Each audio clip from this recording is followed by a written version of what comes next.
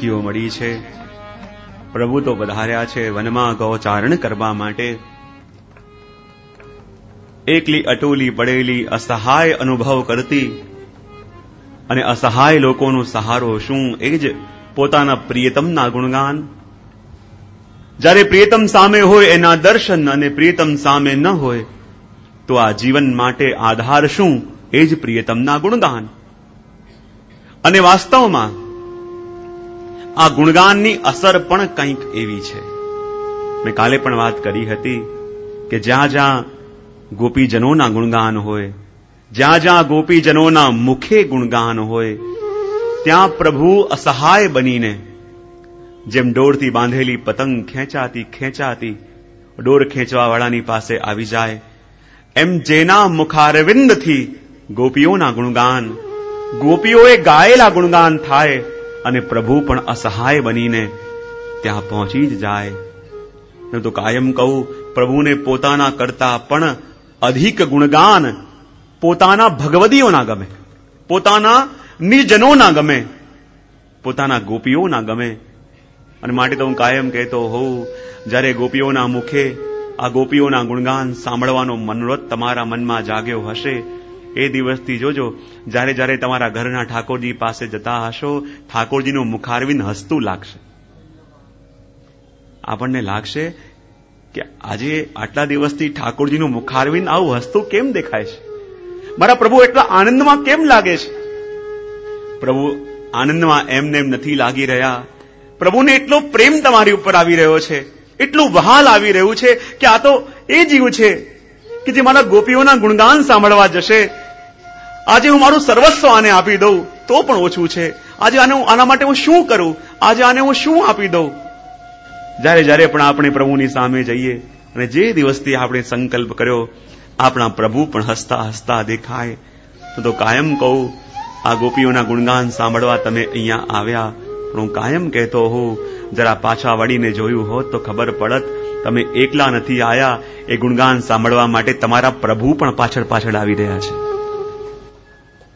જ્યારે તમે અહીંયા આવ્યા, એકલા નથી આવ્યા, તમારા ઘરમાં બિરાજતા ઠાકોરજી પણ એ ગોપીઓના ગુણગાન સાંભળવા માટે તમારી પાછળ પાછળ ચાલતા ચાલતા આવ્યા. કારણ કે પ્રભુ કહે કે જે જીવ મારા ગોપીઓના ગુણગાન સાંભળવા માટે જાય, હું એની આગળ આગળ ન ચાલું, હું તો એની પાછળ પાછળ ચાલું. કહે કેમ? આપ આગળ આગળ ચાલો તો અમને દિશા મળે, અમને ગતિ મળે. પ્રભુ કહે ના, જગતમાં હંમેશા તો હું આગળ ચાલું અને તમે પાછળ ચાલો. પણ આ તો એ જીવ છે કે જે મારા ગોપીઓના ગુણગાન સાંભળવા માટે જાય છે, માટે આજે એની આગળ આગળ નહીં, આજે એની પાછળ પાછળ ચાલુ. ક્યોંકि પાછળ પાછળ ચાલુ તો એની ચરણ ધૂલ ઉડીને મારે માથે લાગશે અને હું ધન્ય થઈ જઈશ. ભક્ત વિરહ કાતર કરુણામય ડોલત પાછે પાછે. એ ભક્તના વિરહમાં થઈને એ ભગવદીઓના પ્રેમમાં મગ્ન બનેલા પ્રભુ જ્યારે ગોપીઓના ગુણગાન સાંભળવા માટે જીવ જાય, ત્યારે એની આગળ આગળ ન ચાલે, એની પાછળ પાછળ ચાલે. પ્રભુ વિચાર કરે, આ તો સદા મારી ચરણધૂલી લેતો રહ્યો, પણ જ્યારે આ મારા ગોપીઓના ગુણગાન સાંભળવા જાય તો મારા મનમાં મનો જાગ્યો કે આની ચરણધૂલી ઉડી મારે માથે લાગે અને હું ધન્ય થાઉં, એવો અનુભવ પ્રભુને થાય. ને જ્યારે તમે અહીં આવીને બેઠા, પ્રભુ પણ ગોપીઓના ગુણગાન સાંભળવા માટે આવ્યા. પ્રભુ વિચાર કરે, હું અહીંયા આવી તો ગયો છું, પણ ક્યાં બેસીને મારા ગોપીઓના ગુણગાન સાંભળું. ને ત્યાં જ દ્રષ્ટિ તમારા મુખારવિંદ ઉપર પ્રભુની પડી અને પ્રભુ વિચાર કરવા લાગ્યા, મારા જે જીવના હૃદયમાં આ મનોરથ જાગ્યો કે હું ગોપીઓના ગુણગાન સાંભળું, તો મારા બિરાજવા માટે એના હૃદયથી ઉત્તમ સિંહાસન કયું હોઈ શકે. અને અહીંયા સાથે આવેલા પ્રભુ તમારા જ હૃદયમાં વિરાજમાન થઈને અને આ ગોપીજનોના ગુણગાન સાંભળે છે. આ ગોપીઓની ગાથા, આ ગોપીઓની કથા આપણા હૃદયમાં વિરાજમાન થઈને આપણા પ્રાણ પ્રાણેશ, આપણા સર્વેશ, આપણા જ હૃદયરૂપી સિંહાસનમાં વિરાજમાન થઈ એ પ્રભુની એ ગોપીઓની કથાને શ્રવણ કરે અને ક્યારેક ક્યારેક એ ગાતા ગાતા રોમાંચ થઈ જાય તો માનો કે પ્રભુને એટલો બધો પ્રેમ આપણા માટે ઉમટ્યો, એટલો પ્રેમ ઉમટ્યો. પ્રભુ કહે, આના હૃદયમાં બેસીશ તો આના મુખના દર્શન કેમ થશે? જ્યારે ગોપીઓના ગુણગાન શ્રવણ કરતા કરતા હું જોવા માંગુ છું કે આ ભગવદીની, મારા વૈષ્ણવની દશા શું છે. જેવો રોમાંચ ગીત ગાતા ગાતા ગોપીઓને થતો હતો, એવો રોમાંચ આની ઉપર પણ છે કે નહીં? અને ઠાકોરજી સામે આવી જાય અને સામે આવી એમની દ્રષ્ટિથી ટગર ટગર આપણા મુખારવિંદમાં જોવા લાગે. અને જ્યારે આ ગીતનું શ્રવણ કરતા કરતા નેત્રો ભરાઈ જાય, હૃદયમાં રોમાંચ થવા લાગે, તો માનો જે પ્રભુ હૃદયમાં બિરાજ્યા હતા એમના મનમાં મનોજ જાગ્યો કે હું સામે બેસી આ સુધી તો આને મારા દર્શન કર્યા છે, પણ હું આની સામે બેસી આજે આના મુખારવિંદના દર્શન હું કરું. ત્યારે પ્રભુ સામે આવીને વિરાજમાન થઈ જાય અને ભગવદીના મુખારવિંદને ટગર ટગર જોવા લાગે. ત્યારે અનાયાસ રોમાંચનો અનુભવ, અનાયાસ આંખોથી અશ્રુધારા વહેવી અને ભગવત ગુણગાન સાંભળતા સાંભળતા, ભગવત કથા સાંભળતા સાંભળતા ઘણી વાર કહું, જ્યારે પ્રભુનો સ્પર્શ મળે અને નેત્રો ભરાઈ આવે. જો આ જગતની અંદર પણ માણસ રડે અને ભગવત કથાની અંદર પણ માણસ રડે, પણ હું કાયમ કહેતો હું, લૌકિકમાં પણ રડે, અલૌકિકમાં પણ રડે, પણ બંનેમાં ફરક એટલો, આ સંસારમાં જ્યારે અપસેટ થાય ત્યારે રડે અને ભગવત કથામાં જ્યારે સેટ થાય ત્યારે રડે. લૌકિકમાં જ્યારે અપસેટ થઈએ ત્યારે આંખમાં આંસુ આવે અને કથા શ્રવણ કરતા કરતા જ્યારે સેટ થઈ જઈએ, ગોપીઓની જગ્યાએ ઘોટવાઈ જઈએ, એ જે ગોપીઓ ગોળ પરિકર કરીને વિરાજમાન થઈ છે એમના મધ્યમાં જઈને બેસી જઈએ અને એની ઉર્જા ગ્રહણ કરીએ, ત્યારે જઈને આંખો છલકે, ત્યારે જઈને આંખો ભરાય.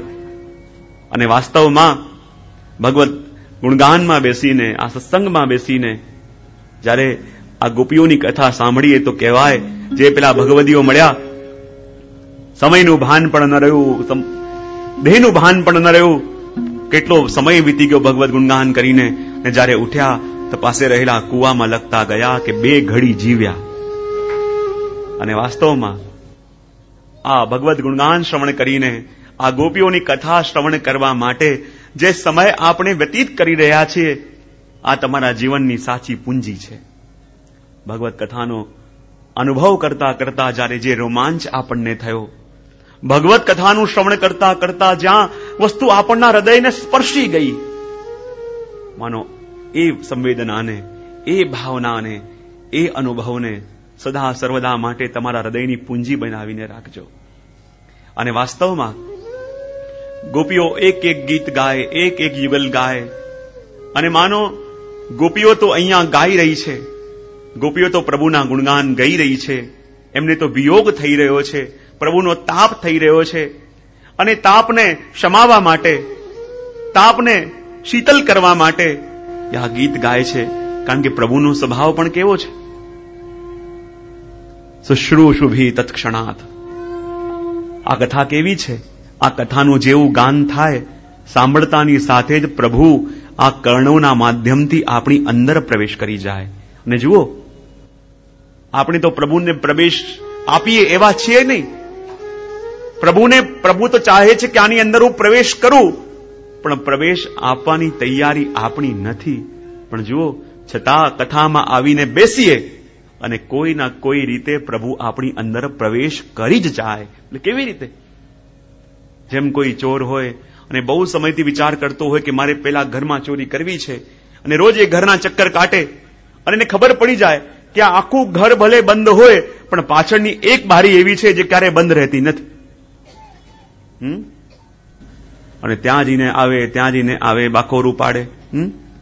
એમ ઠાકોરજી પણ જાણે છે, પણ પરમચોર છે કે આ મુખમાંથી જઈશ તો આ બંધ કરી દેશે, નેત્રોમાંથી જઈશ તો બંધ કરી દેશે.